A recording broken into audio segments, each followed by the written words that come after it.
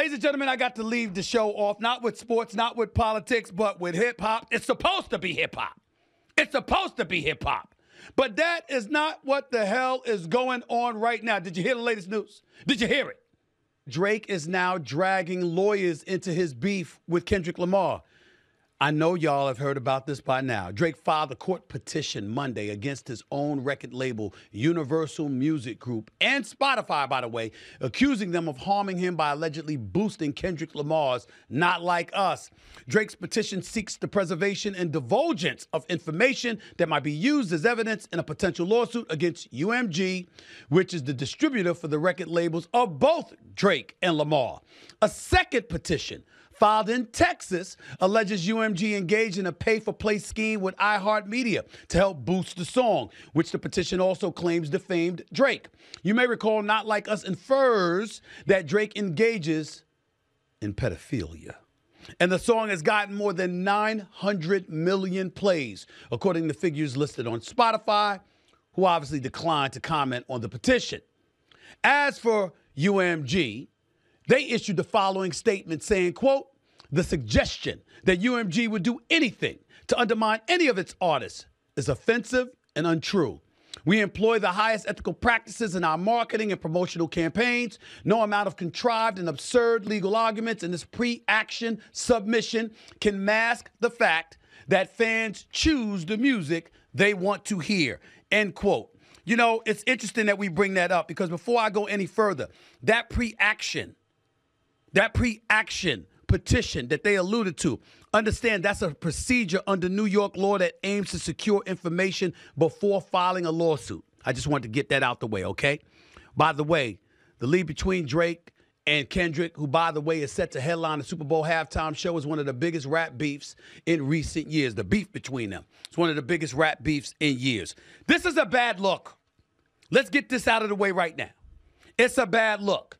And it's all smeared on Drake. All of it. This is hip-hop, man. This is hip-hop. Somebody comes at you with lyrics, with a song, you're supposed to come right back at them with the song, with lyrics.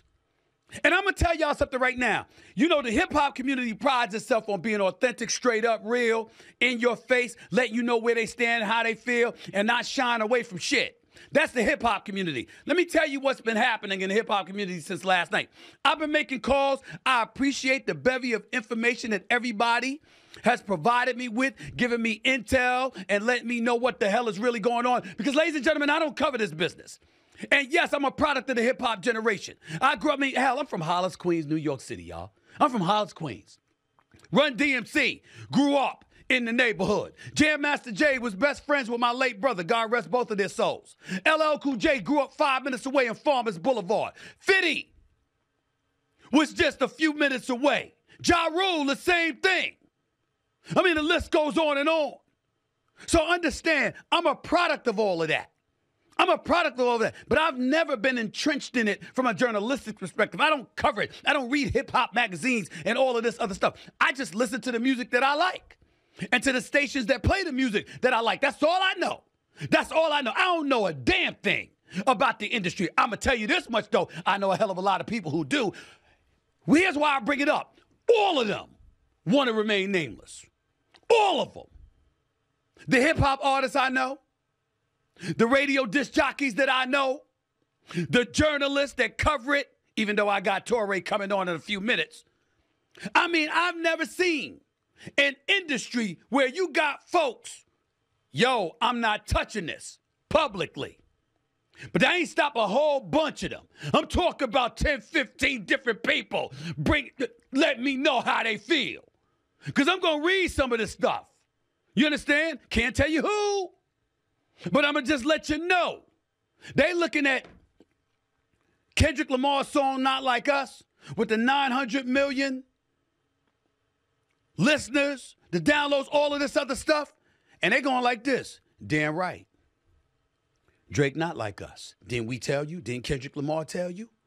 All because of lawyers. Now, again, this is not a lawsuit. I want to make that very, very clear. Not yet. This is a pre-action petition. So basically, if you're Drake, what you're doing is the procedure under New York law that aims to secure information before filing a lawsuit. You're trying to make sure you get access to all the information that you want because of the accusations that he's trying to say. And they looking at Drake and they don't give a shit about that. The rap artists don't care. The DJs don't care. Now, my man Funkmaster Flex was on TV. Oh, not on TV, I'm sorry. He went on social media. And he was saying Drake ain't tell a lie.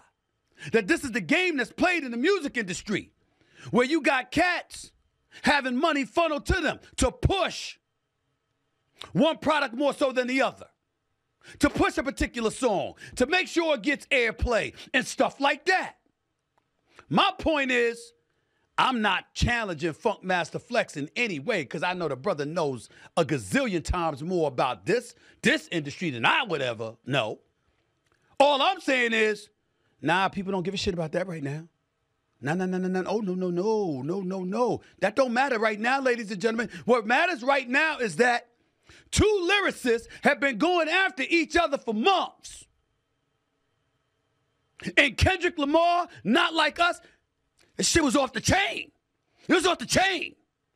Everybody been going to, you got people, kids, adults, senior citizens, black, white, Hispanic, Asian, everybody. And they know the lyrics. Minor, remember that? They're like, but all they said was, yo, damn, Kendrick got him. Not damn, Drake's a pedophile. It's just talking about the lyrics and what he brought and what he dropped and how he came at him. And we ain't hear much from Drake. And then we get this. Look, y'all. There's several modes of thinking in this.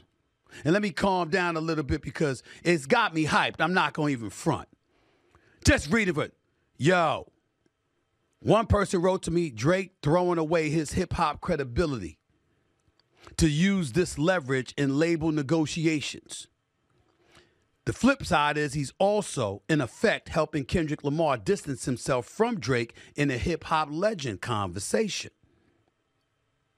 There are rumblings that the defamation lawsuit is an effort by Drake to stop Kendrick Lamar from performing Not Like Us at the Super Bowl.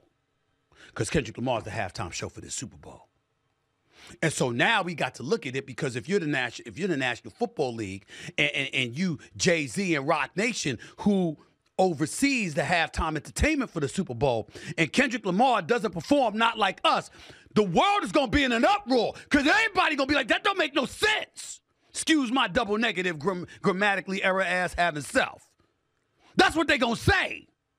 You gotta play that song, especially now. You gotta perform that song. You can't be Kendrick Lamar at the Super Bowl in New Orleans and you don't play Not Like Us and Drake walks away from that unscathed.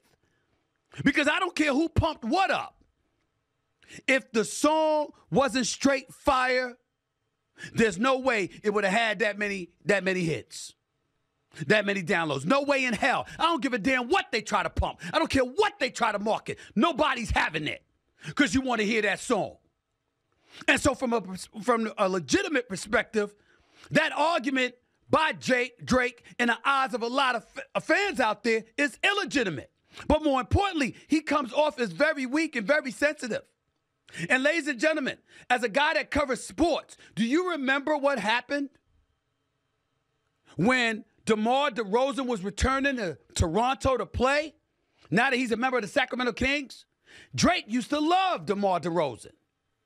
But DeMar DeRozan was on stage doing Kendrick Lamar's concert in L.A. months ago, dancing on stage with Russell Westbrook and a couple of other cats because they all from the same hood, all from Compton. And they were like, yo, DeMar DeRozan used to be a Toronto Raptor. Drake loved him, but then when a reporter asked Drake about DeMar DeRozan's jersey being hung in the rafters as a testament to his greatness as a Toronto Raptor during those years he played there, Drake said, yo, I'd go down there and pull it down myself. You don't believe me? Listen to this right here. Look, see it for yourself. Check it out.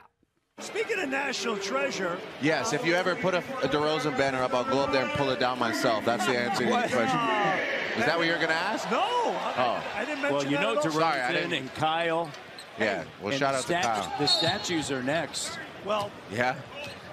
They are. I'm a New Yorker. What is this going to be them like this? See what I'm saying? It's not far-fetched to believe if he's going to react like that towards DeMar DeRozan, who used to be his boy. They was once on a magazine cover together, if I remember correctly.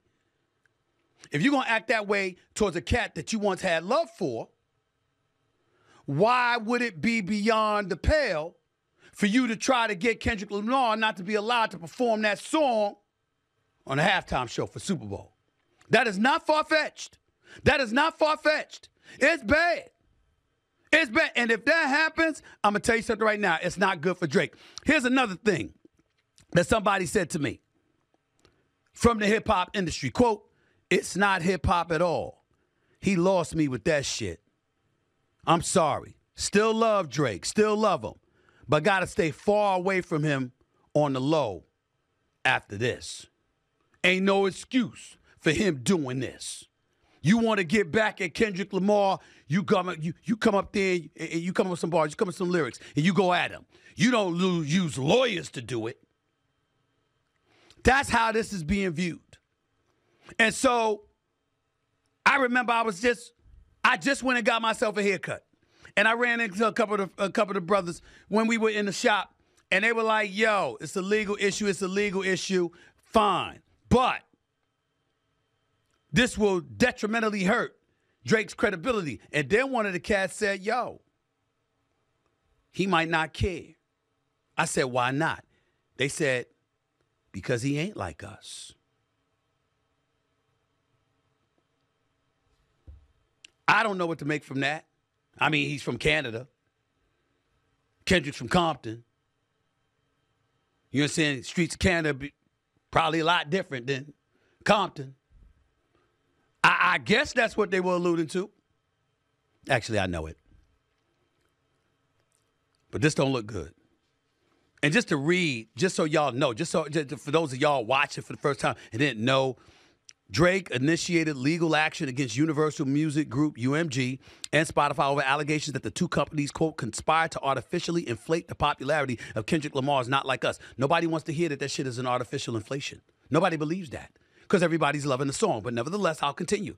In the following Monday, November 25th, in Manhattan Court, Drake's Frozen Moments LLC accuses UMG of launching, quote, an illegal scheme involving bots, payola, and other methods to pump up Lamar's song, a track that savagely attacked Drake amid an ongoing feud between the two stars.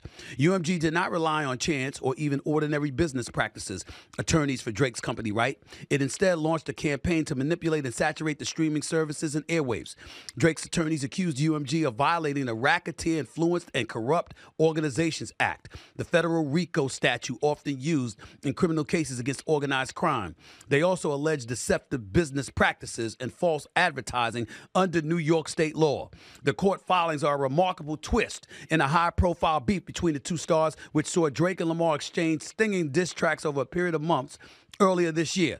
That such a dispute would spill into business litigation seemed almost unthinkable in the world of hip-hop. Well, it ain't unthinkable now. It ain't unthinkable now.